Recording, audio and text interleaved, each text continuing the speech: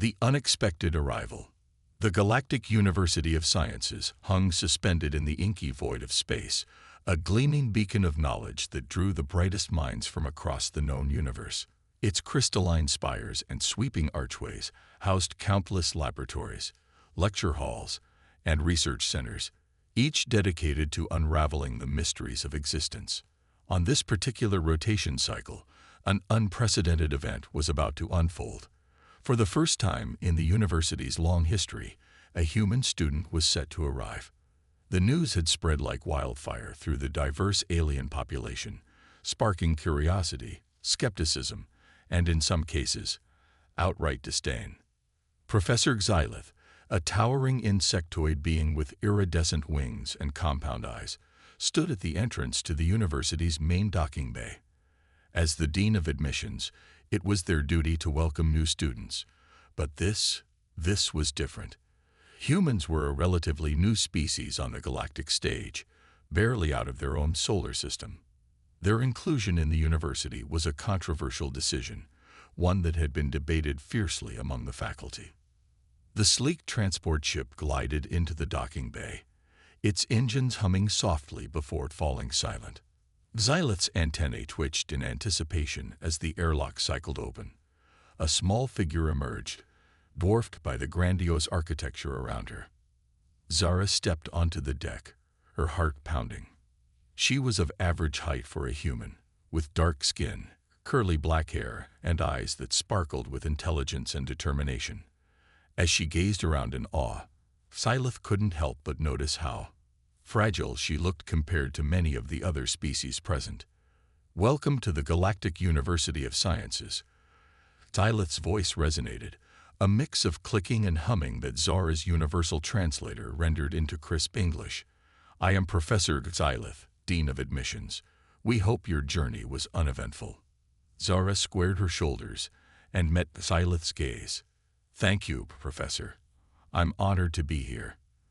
The journey was eye-opening, to say the least. A ripple of murmurs swept through the gathered crowd of alien students and faculty. Some leaned in, curious to hear the human's voice. Others recoiled slightly, unsure what to make of this strange, soft-skinned creature. As Xylith led Zara through the cavernous halls of the university, the young human struggled to take it all in. Holographic displays flickered with equations beyond her comprehension. Strange creatures of all shapes and sizes bustled past, some nodding politely, others staring openly. "Your living quarters have been prepared in the xenobiology wing," Xylith explained. "We thought it prudent to house you near those studying diverse life forms." Zara nodded, unsure whether to be flattered or offended. "I appreciate the consideration. I hope I can learn as much from my fellow students as they might learn from me." Xylith's mandibles clicked in what might have been amusement. "A commendable attitude. You'll need it. The curriculum here is rigorous, to say the least. Many students from well-established spacefaring civilizations struggle to keep up." As they approached the xenobiology wing, a commotion erupted ahead. A group of students was gathered around a malfunctioning gravity generator, its usual gentle hum replaced by an ominous whine. Sparks flew from an open panel, and several alien students backed away, their tentacles, claws, or other appendages raised in alarm. Without hesitation, Zara rushed forward. Her time tinkering with complex machinery back on Earth kicked in, and she quickly assessed the situation. "It's overloading," she shouted. "We need to reroute the power flow." The alien students looked at her in confusion, but Zara was already in motion. She grabbed a nearby tool that looked vaguely like a wrench and dove into the open panel. Her fingers flew over the alien circuitry, tracing power conduits and rerouting energy flows. For a tense moment, nothing happened. Then, with a soft hum, the gravity generator stabilized. The whine faded, and the sparks ceased. A collective sigh of relief echoed through the hallway. Zara emerged from the panel, her face smudged with some sort of luminescent fluid. She looked up to find Xylith and the other students staring at her in amazement. How did you do that?" A gelatinous being bubbled, its translucent form rippling with excitement. Zara shrugged, suddenly self-conscious. I've always been good with machines. It wasn't so different from the generators we use in our deep space habitats. Dilith's compound eyes seemed to narrow in thought. Fascinating. It seems we may have underestimated the practical knowledge humans possess. Perhaps your inclusion here will be more enlightening than we anticipated. As word of Zara's quick thinking spread through the university, the initial skepticism began to give way to curiosity. Students from various species approached her, peppering her with questions about Earth, human technology, and her own experiences. However, not everyone was impressed. A group of Arcturian students, known for their advanced technological prowess, watched from a distance with what could only be described as disdain. "Lucky guess," one of them hissed, its scaled skin shimmering with bioluminescent patterns. "Let's see how the primitive handles real academic challenges." Zara tried to ignore the whispers and sidelong glances as she settled into her quarters. The room was a marvel of adaptive technology, its environment shifting subtly to accommodate her human physiology. As she unpacked her meager belongings, a few treasured books, family photos, and her trusty toolkit, she couldn't help but feel the weight of expectation on her shoulders. She was more than just a student here. She was a representative of her entire species, a pioneer in a vast and often bewildering cosmic community. The thought was both exhilarating and terrifying. As the artificial day cycle dimmed to simulate night, Zara sat by the window, gazing out at the star-studded expanse. Somewhere out there was Earth, a tiny blue marble that had shaped her entire existence. Now she was about to embark on an adventure beyond her wildest dreams. Little did she know that her presence at the Galactic University of Sciences would set in motion a chain of events that would challenge the very foundations of interstellar society. The human girl who arrived with nothing but determination and a knack for problem-solving was about to leave an indelible mark on the cosmos.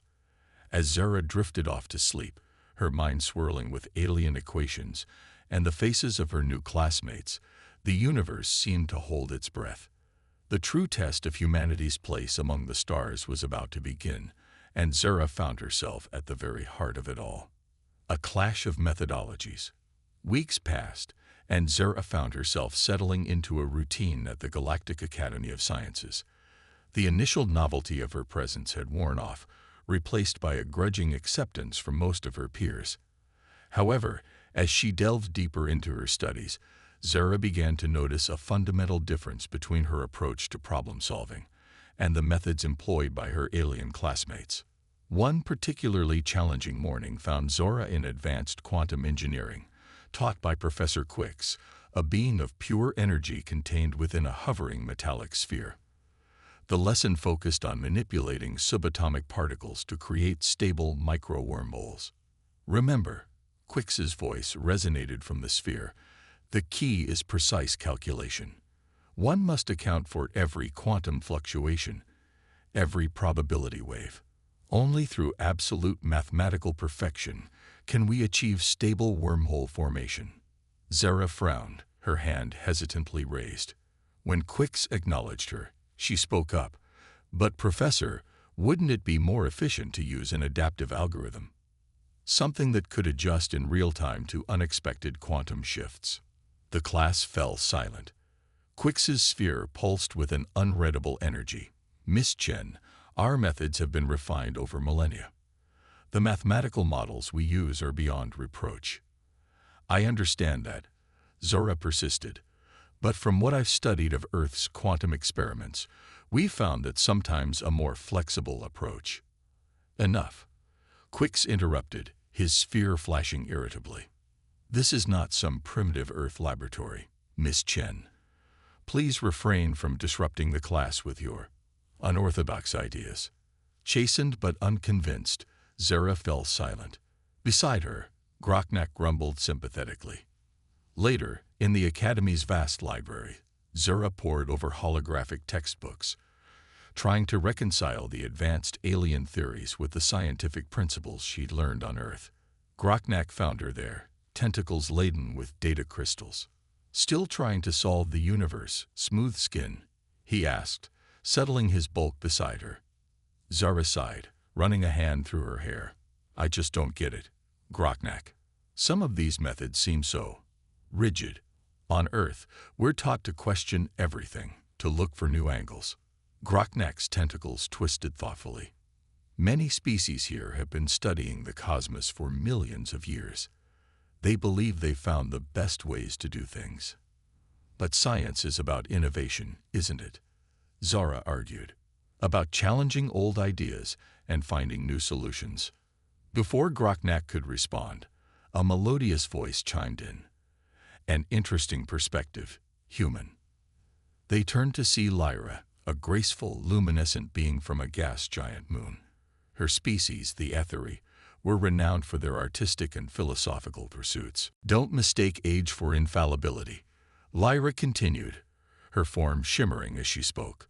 Some of us appreciate a fresh viewpoint. Encouraged by Lyra's words, Zora doubled down on her studies, determined to find a way to bridge the gap between Earth's scientific approach and the advanced methodologies of the Academy.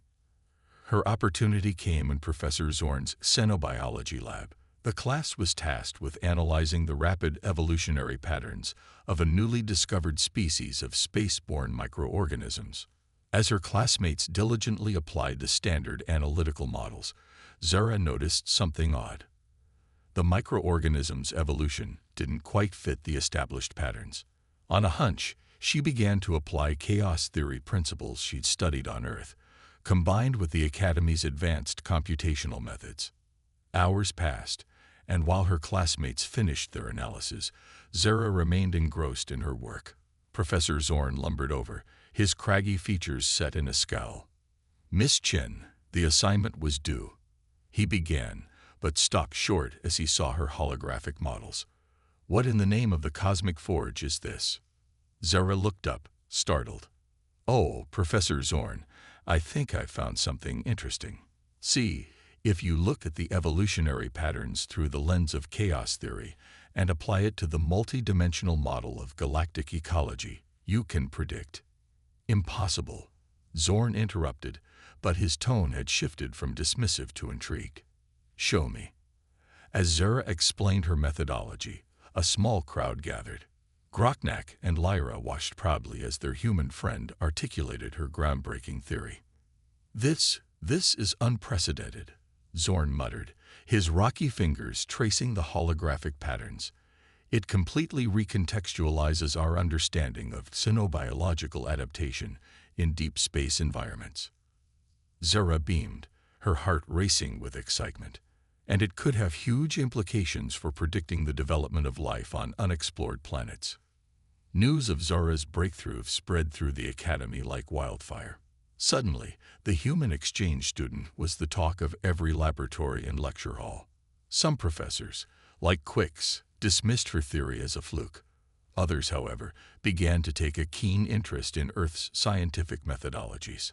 High Counselor Xerlith summoned Zara to his office, his tentacles writhing with excitement.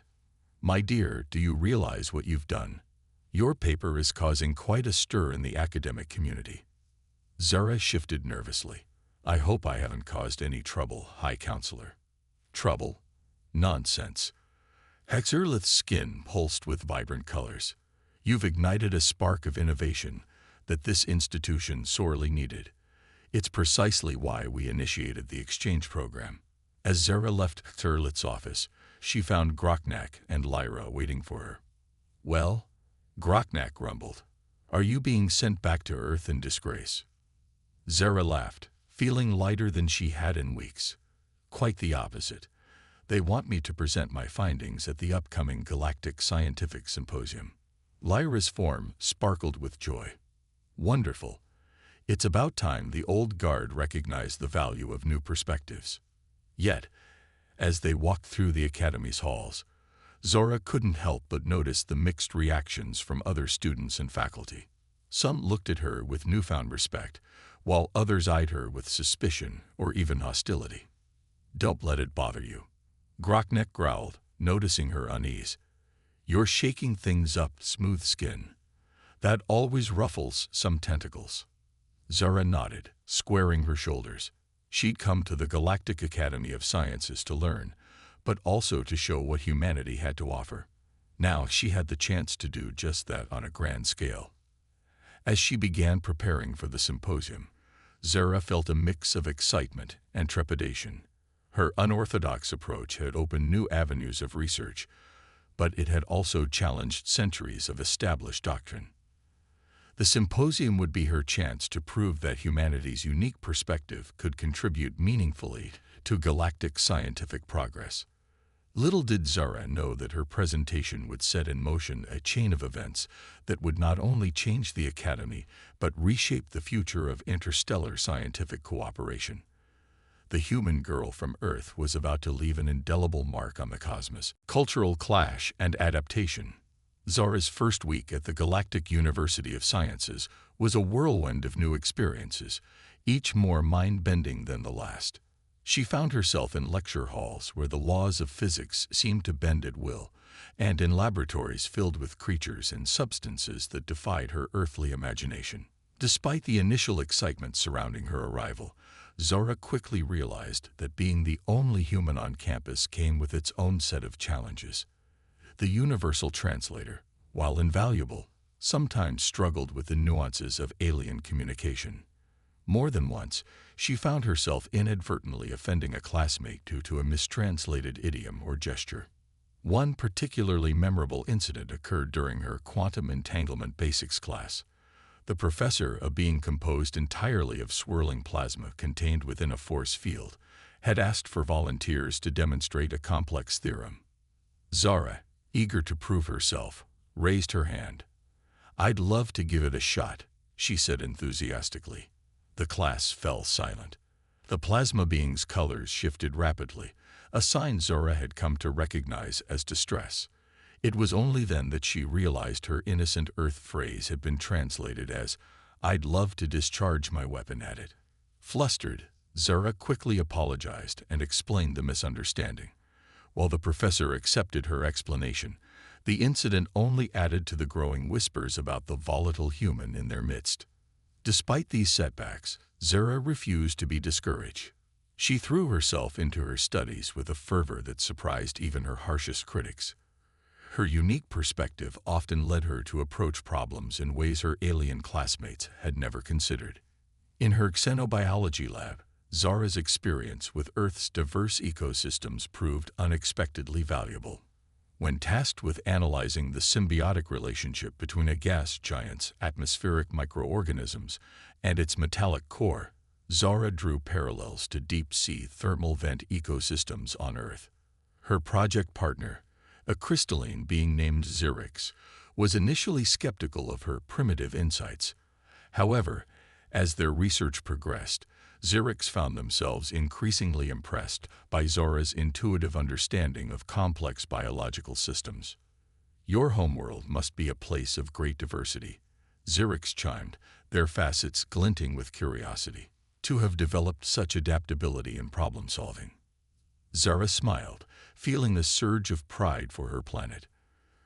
"Earth is pretty amazing. We have deserts and tundras, rainforests and oceans, and everything in between. I guess when you grow up in a place like that, you learn to think outside the box." As word of Zara's unique contributions spread, more of her classmates began to seek her out. They were curious about Earth, about human culture, and about the strange ways in which her mind seemed to work. However, not everyone was impressed by the human's growing popularity. A group of Arcturian students, led by the brilliant but arrogant Vexlor, viewed Zara's presence as an insult to their advanced civilization. One day, as Zara was leaving the quantum computing lab, she found herself cornered by Vexlor and his cronies. The Arcturian's silver scales glinted menacingly under the hall's soft bioluminescent lighting. "Well, well," Vexlor sneered, his four eyes narrowing. "If it isn't the university's pet human, enjoying your time among your betters." Zara straightened her spine, meeting Vexlor's gaze steadily. "I'm here to learn, just like everyone else, Vexlor. We all have something to contribute." Vexilor's laugh was a harsh, grating sound. Contribute? Your species was flinging feces at each other, while mine was colonizing star systems. What could you possibly teach us? Before Zara could respond, a familiar crystalline chime interrupted. Perhaps the ability to evolve beyond petty prejudices, Vexilor, Zurich said, their facets flashing with disapproval. A trait your advanced civilization seems to lack. Vexilor's scales rippled with anger, but he backed off, unwilling to cause a scene in front of a growing crowd of onlookers. As he slithered away, he hissed, "This isn't over, human. Your kind doesn't belong here." Zara let out a breath she hadn't realized she'd been holding. "Thanks, Zyrix. I appreciate the backup." Zyrix's crystalline form shimmered in what Zora had come to recognize as their version of a shrug. "Your presence here has already taught us much, Zora of Earth. Not all lessons are found in textbooks." As the weeks passed, Zara found herself adapting to life at the Galactic University in ways she never expected. She learned to navigate the ever-shifting corridors of the Xenobiology wing, developed a taste for the cafeteria's more exotic offerings, though she drew the line at the live Centaurian slugs, and even picked up a few alien languages to supplement her translator. Her crowning achievement came during the midterm project for advanced theoretical physics. The assignment was to propose a novel approach to faster-than-light travel, while her classmates turned to cutting-edge quantum theories and exotic particle manipulation.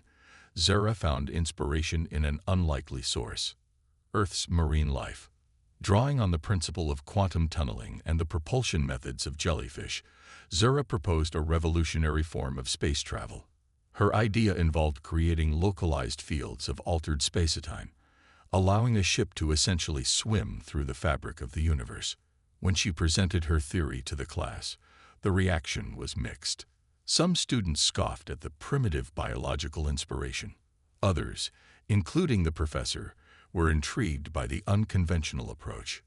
While highly theoretical, the professor mused, his three heads nodding in unison. Ms. Chen's proposal demonstrates a level of creative thinking that is refreshing. It may well be worth further investigation.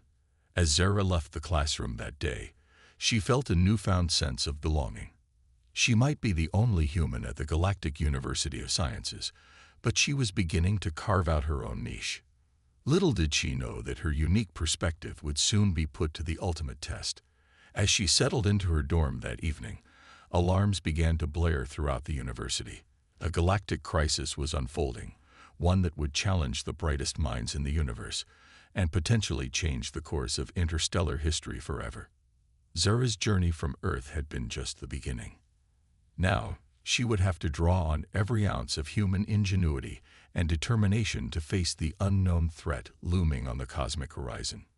The true test of humanity's place among the stars was about to begin. The Interspecies Tournament, the anticipation leading up to the Galactic Scientific Symposium, was palpable throughout the academy. Students and faculty alike buzzed with excitement, debating the merits of various research presentations and speculating on potential breakthroughs. At the center of it all, somewhat reluctantly, was Zora Chen. As she made her way to the grand auditorium for the opening ceremony, Zora couldn't help but feel overwhelmed. Groknak lumbered beside her, his furry bulk providing a comforting presence. "You look like you're about to face a black hole. Smooth skin," Groknak grumbled. "Relax. You've earned your place here." Zara managed a weak smile. "Thanks, Groknak. It's just, I never expected to be in the spotlight like this. What if I mess up? What if I'm not ready?" Before Groknak could respond, a familiar shimmering form appeared beside them. Lyra, her luminescent body pulsing with gentle light, joined their conversation. "Doubt is the crucible of greatness, Zara," Lyra chimed, her voice melodious. "Embrace it, learn from it, but don't let it paralyze you." As they entered the auditorium, Zara's breath caught in her throat. The vast chamber was filled with beings from across the galaxy, their diverse forms creating a living tapestry of cosmic life. Holographic displays shimmered in the air, showcasing groundbreaking research from 100 worlds. High Counselor Serlith took the stage, his tentacles spread wide in a gesture of welcome. Esteemed colleagues, bright minds of the cosmos, welcome to the 827th Galactic Scientific Symposium. As Tirelith continued his speech, Zora's attention was drawn to a commotion near the back of the auditorium.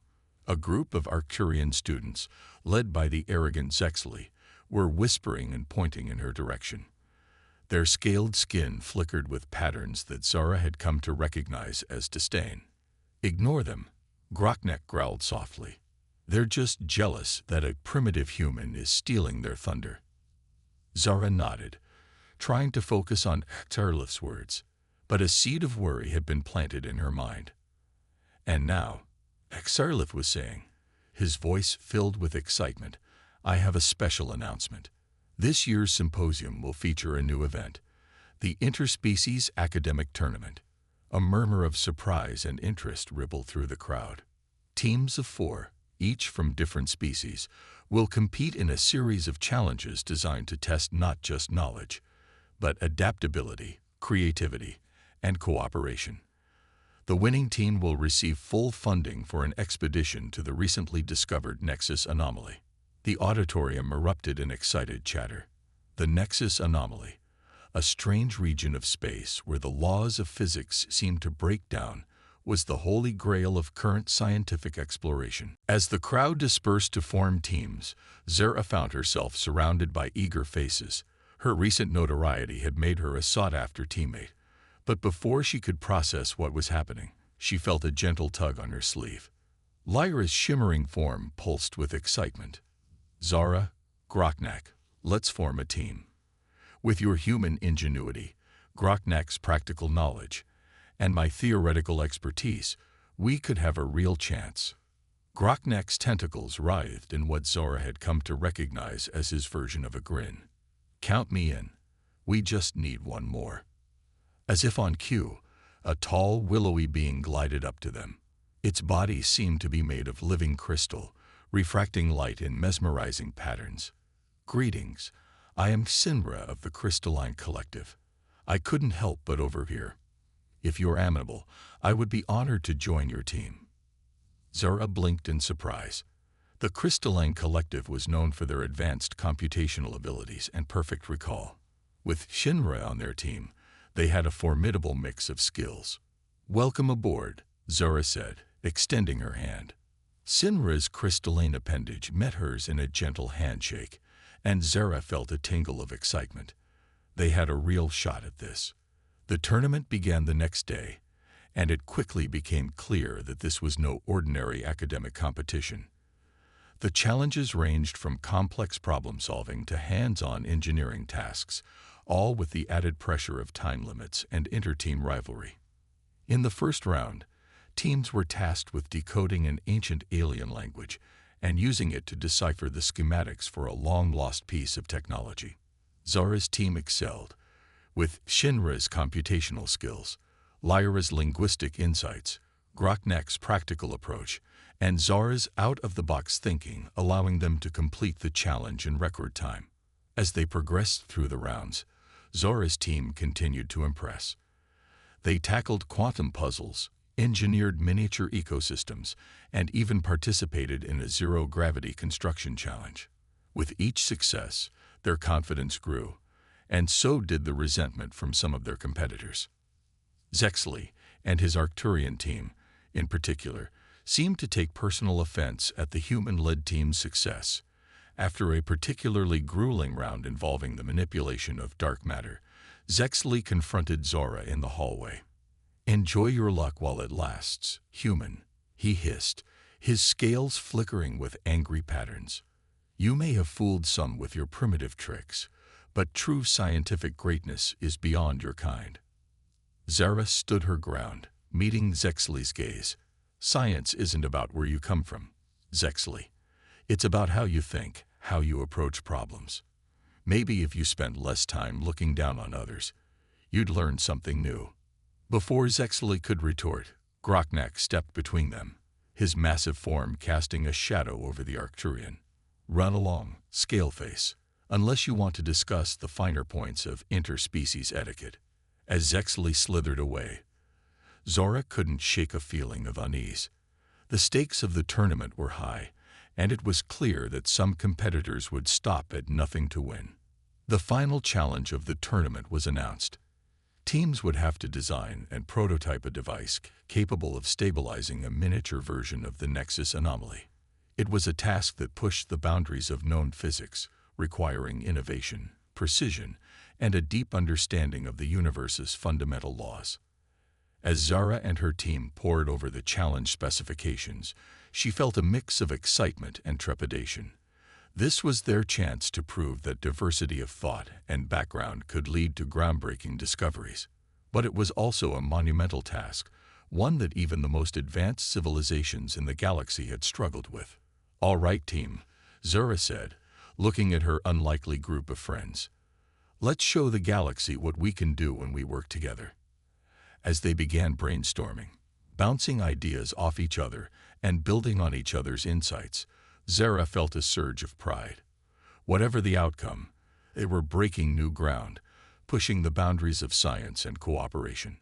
Little did they know that their innovative approach to the Nexus Anomaly Challenge would soon catapult them into a cosmic mystery that threatened the very fabric of the universe. The tournament was just the beginning of an adventure that would test their skills, their friendships, and our understanding of reality itself. Humanity's ingenuity unleashed. The Situation Room, at the heart of the Galactic University of Sciences, buzzed with frantic energy. Holographic displays flickered with real-time data from across the galaxy, each update more dire than the last. The quantum rifts were spreading faster than anyone had anticipated, threatening to tear apart the very fabric of space-time. Zara stood at the center of it all, her mind racing. Around her, some of the brightest minds in the universe argued over complex equations and theoretical models, but none of their proposed solutions seemed feasible in the time they had left. "We need to think outside the box," Zara muttered, more to herself than anyone else. Then, louder, "Everyone, please, we need to approach this differently." The room fell silent, all eyes turning to the human girl who dared to interrupt their debates.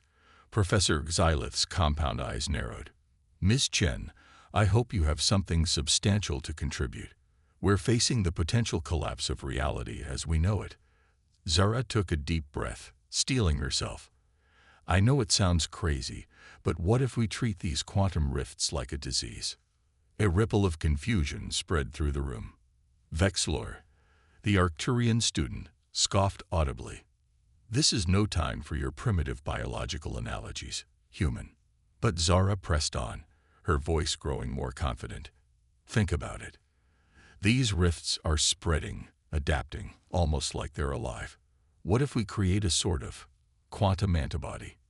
She rushed to the main holographic display, her fingers flying over the controls. "On Earth, we have something called phage therapy. It uses viruses to fight bacterial infections. What if we could create artificial quantum entities that seek out and neutralize these rifts?" The room erupted into a cacophony of voices, some dismissive, others intrigued. Professor Quix's energy sphere pulsed with interest. "It's an unorthodox approach, but it might just work. How would you propose we create these quantum antibodies?" Zara grinned, her eyes sparkling with excitement. "That's where I need your help. We combine Earth's biological principles with your advanced quantum mechanics. Xerix, your crystalline structure could be the perfect medium for quantum encoding. Groknak, your species' multidimensional perception could help us navigate the rifts. And Lyra, your energy manipulation skills could power the whole thing." As Zora outlined her plan, the mood in the room shifted. Skepticism gave way to cautious optimism, then to genuine enthusiasm.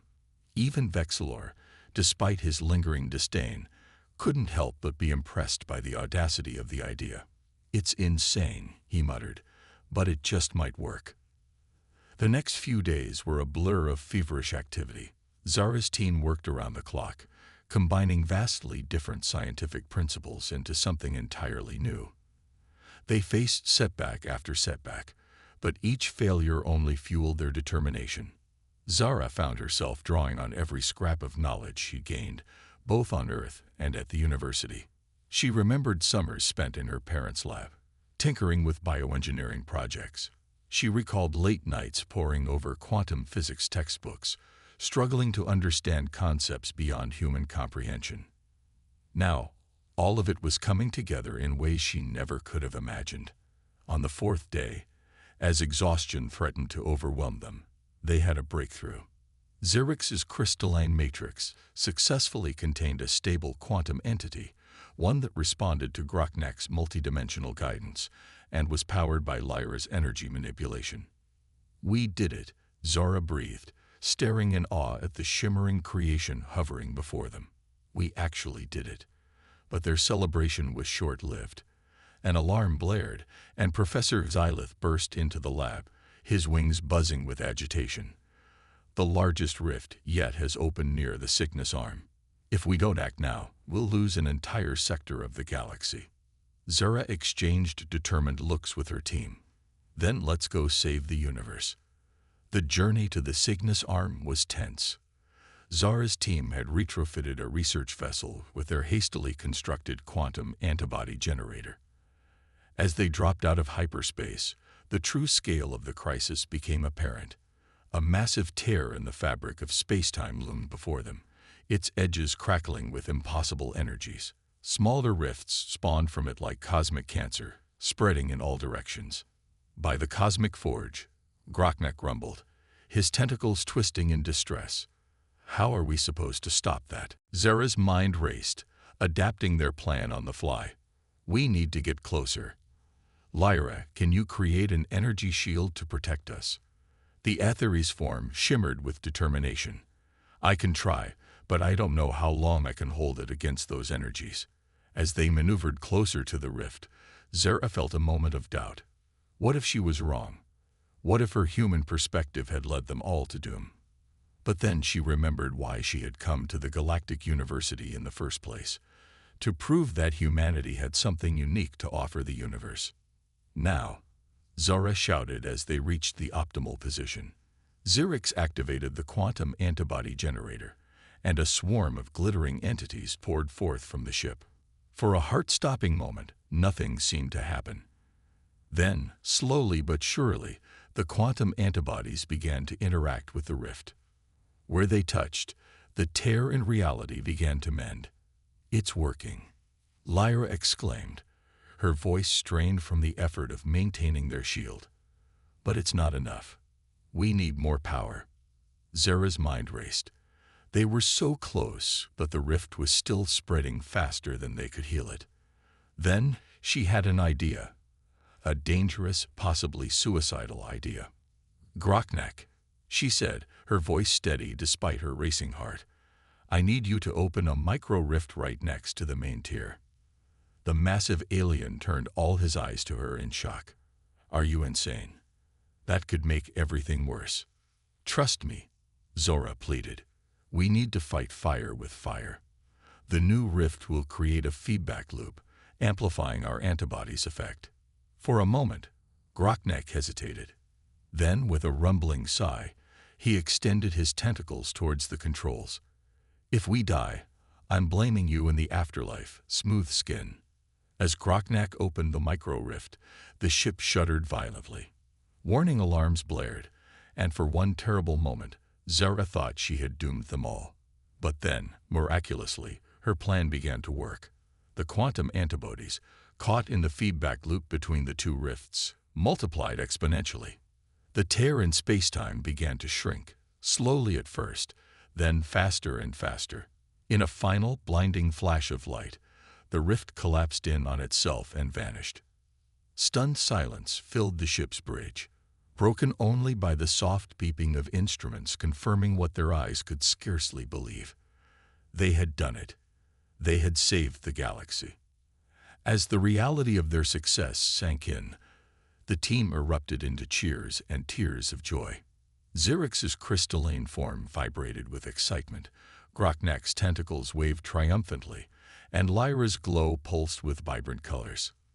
Zara found herself at the center of a group hug, her alien friends embracing her in their various unique ways. In that moment, surrounded by beings from across the cosmos, she had never felt more at home. As they began the journey back to the university, messages of gratitude and amazement poured in from across the galaxy. Zara's unorthodox, human-inspired solution had not only saved countless lives, but had also opened up entirely new fields of study in quantum mechanics and interdimensional physics. Zara leaned back in her chair, a mix of exhaustion and exhilaration washing over her. She had come to the Galactic University of Sciences to learn, but in the end, she had also taught the galaxy a valuable lesson. Sometimes, the most primitive species can provide the most innovative solutions. As the stars streaked by outs, I'd be happy to continue the story from where you left off. Here's a continuation for Part 5. Zara's moment of quiet reflection was interrupted by a soft chime from her communication device. She tapped the screen, and a holographic image of Chancellor Tylo materialized before her. "Congratulations, Zara." The Chancellor's deep, resonant voice filled the cabin. "Your breakthrough has sent ripples across the entire galactic scientific community. The Council of Elders is most impressed." Zara felt a surge of pride, but also a twinge of uncertainty. "Thank you, Chancellor, but I can't take all the credit. It was a team effort, and truthfully, it was Earth's history that provided the key insight." Chancellor Xylo's expression softened, his tentacles curling in what Zara had come to recognize as a sign of approval. "Your humility does you credit, young one, but do not underestimate the significance of what you've achieved. You've not only solved a centuries-old problem, but also demonstrated the value of cross-species collaboration and the importance of studying even the most seemingly primitive civilizations." Zara nodded, the weight of her accomplishment finally sinking in. "What happens now?" she asked.